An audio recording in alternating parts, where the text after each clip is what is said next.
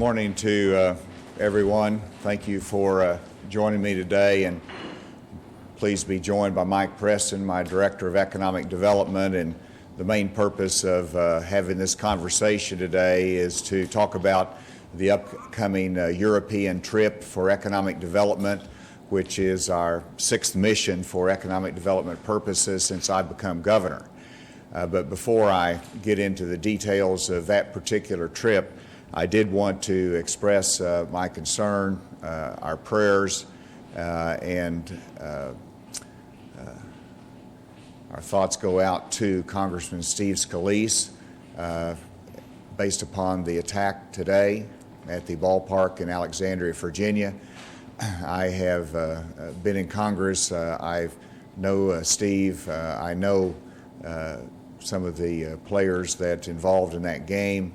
It's a great American tradition. To have that disrupted by an attack is certainly disturbing, and our hearts goes out to the families. And also, of course, we've learned that one of our Arkansas Tyson employees was also wounded in that event today, and our heart goes out to that family and wish Matt well as he recovers from that. Secondly, I related yesterday, of course, the concern and a release over Lieutenant Weatherford and his loss in Newport. And I did want to announce that this is our second loss of law enforcement officer this year. When I became governor, I was not satisfied with the immediate relief that we would give to a fallen officer's family. And so I have asked for $10,000 to be approved for the Fallen Officers Fund that can provide immediate relief of $5,000 to the family until they get additional assistance that comes in. And so that's something that will be quick for the families, and regretfully this is the second time this year we've had to call upon the use of that fund. So I'm asking $10,000 to be allocated to the Fallen Officers Fund to beef up the fund and help it to be available to the families that are in need. And then thirdly, I did want to mention that I continue to follow the dicamba concerns, and the complaints have been filed with our plant board and the Department of Agriculture. I have issued a letter, and a copy will be provided to you, directing Secretary Ward and Director Walker and some of my staff to go and meet with the farmers in Crawfordsville and different parts of the state that's been impacted by the dicamba chemicals, and to try to really get more information as to what can or should be done in reference to that concern that's been expressed by the farmers, and how our rules that are in place are working, or if there's any deficiency there. And now let me get to the trip that's coming up. Director Preston and I will be heading to Europe this Saturday for a quick trip, but a very important trip that will include France, Germany, and Israel.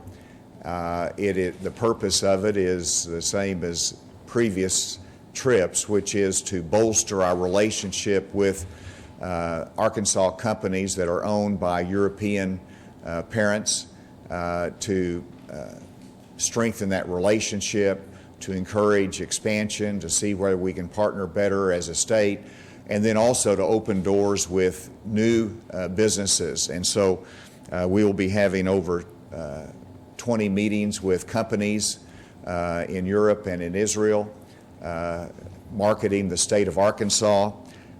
One thing I've been made aware of, and really has struck me as critical, is the consistency of these trips overseas. That is not just a one-time occurrence, but it reflects a continued commitment to building that relationship and the international trade that's so important to Arkansas, and to continue to increase the awareness for the state of Arkansas overseas. And so we will be making our sixth trip. We're excited about the opportunities, both in terms of aero defense products that is such a leading export for Arkansas, marketing that while we're in Paris. But of course, we have L'Oreal and other companies that are here in Arkansas that we will be able to continue our relationship with there. In Germany, as you know, we opened up an office last year in Germany. We'll be meeting with some of the leads that have been generated from our director there. And then Israel is a new market for us, but we already have over $20 million in exports that go to Israel, but it's a leading technology nation, and we want to be able to capitalize and market what we're doing in technology in Arkansas, both in terms of education, but also in business development, and seek for greater relationship in the technology field there.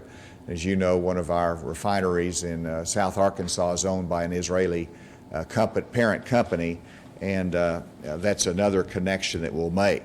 To emphasize the importance of these relationships, we have 13 French-owned companies in Arkansas that employ 3,700 people.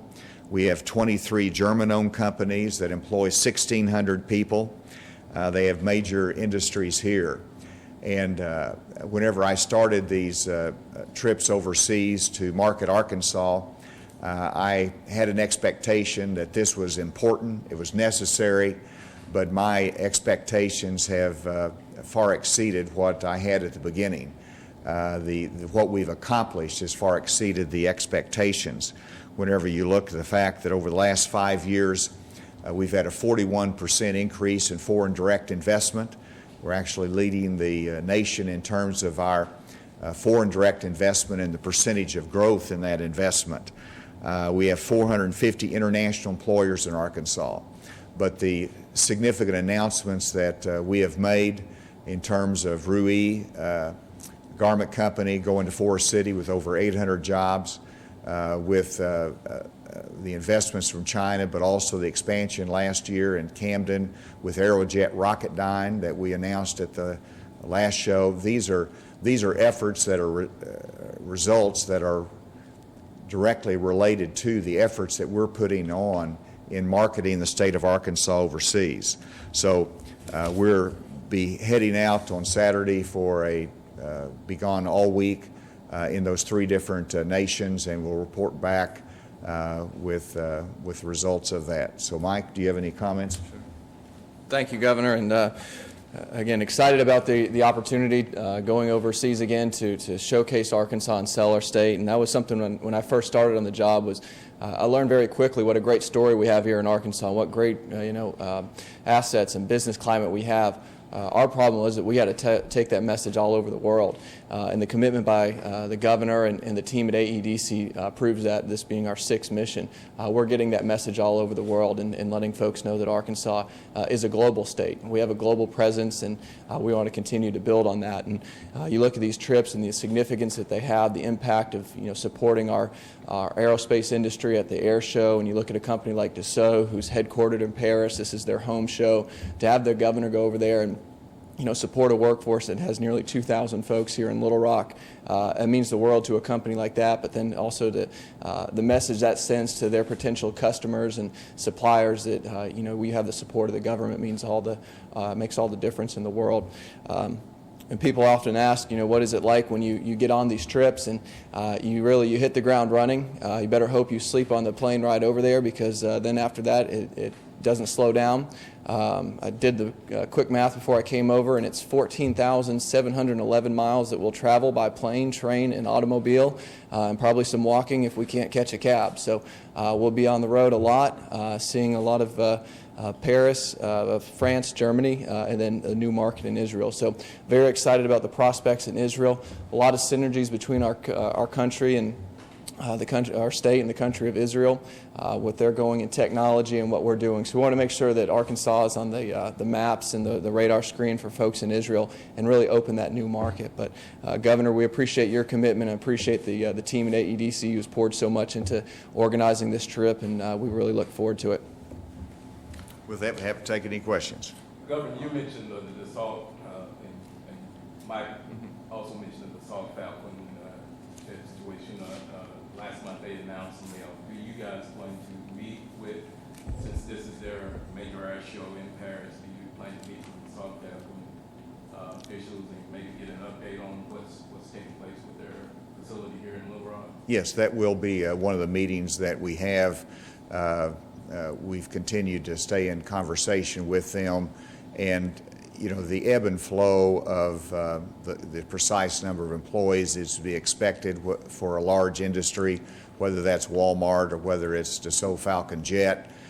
So we're continue to be excited about their presence here, and our meeting there will continue that relationship and look for any other ways to support that industry. Are there any concerns today following this shooting at the GOP congressional baseball game regarding the possibility of a similar incident at our state capitol? I know guns were a hot topic this spring. Any of those concerns or any changes being made here in Arkansas? Well, they've continued to look at security here at the Capitol. For any public official, it is a concern. You've just got to not overreact, and you want to wait and get the facts here. Obviously, it's of great interest to me as to what the motivation is for this attack, and that will help us to determine whether additional security measures need to be in place at different venues. But a lot, I think, will depend upon the intelligence that we get and the results of this investigation. Whenever I was in Congress, you had security for the Speaker of the House. You had some security at the Capitol, and that's changed. And now you have 24-hour security for the leadership. That's why there was security for the Majority Whip Scalise here in this case. But I'd hope that we'll never get in our society to the point that we have to have security for all of the members of Congress or our elected officials. That's not the relationship that we want, but it really does emphasize the continued need for different layers of security in our society, not just for the public officials, but for the public in general. And law enforcement do an incredible job, illustrated whether it's a dangerous stop that's made in Newport, Arkansas, or whether it's responding to an attack on a congressman in Alexandria, Virginia. Really elevates, in my mind, the work that they do and the importance of it to our society. You mentioned a couple of leads on this trip. Do you expect any announcements afterward? Does it seem like it's in the works? No, there's not necessarily going to be any announcements. I wouldn't expect that. This is in the trenches hard work, and we expect results down the road. I've always said that I'll continue these trade mission trips as long as they produce results over the long term, and we've seen that. They've justified themselves time and time again, but I would not anticipate any specific announcements from this trip. Is there any specific reason for the timing with adding Israel as part of this trip? Is there an opening or a lead you see there? Why adding something to the trip? I met with the Consul General from Israel and the ambassador, and the invitation was extended. We, in my office here, started the relationship and discussed the technology and the opportunities, and they made that invitation.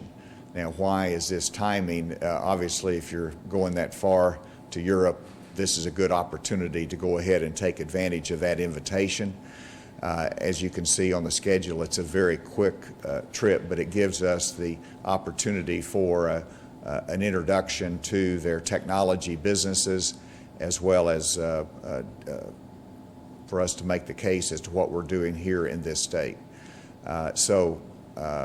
There's the timing is because of the invitation and what fits with the overall schedule.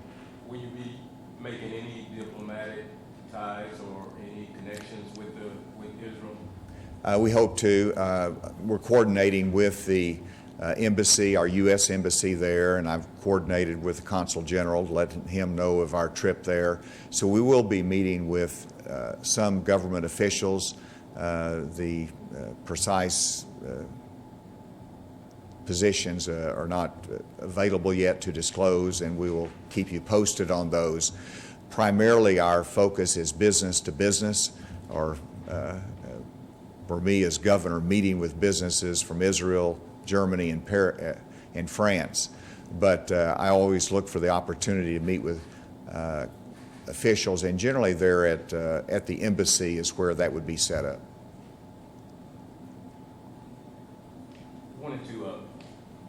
One of the issues that taking place in the Trump administration has said that it was going to tighten some of the Cuban relationship. That's one of the countries you visited, we've made business ties, and you said in the past that you wanted for the United States to have better relations with Cuba. What is your maybe your feelings on that and possible tightening of Cuban relationships in regards to Arkansas businesses?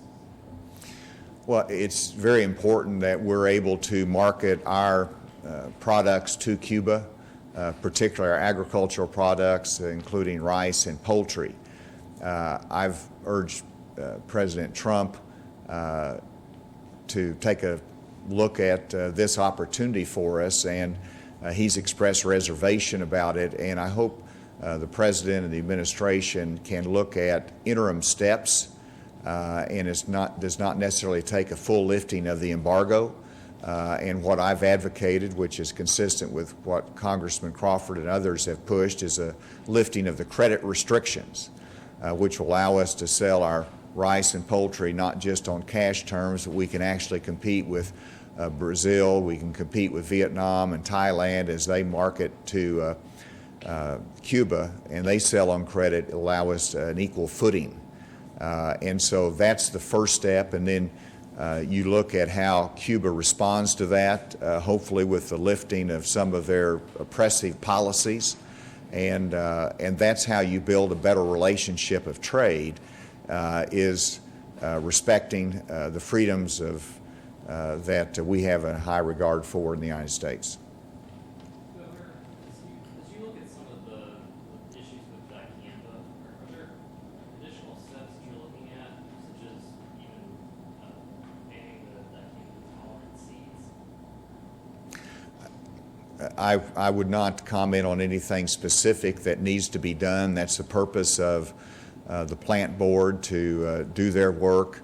But I do think it's important to be on site and look at the damage, to talk to the farmers, and to investigate this further. And that's why I've asked Secretary Ward and Director Walker to do that. In fact, today they are carrying out those meetings with farmers pursuant to my instruction. I'll look forward to that information, and then we'll see whether what action I should take, but more important, they're the experts in this, and I look for their guidance. With that, thank you.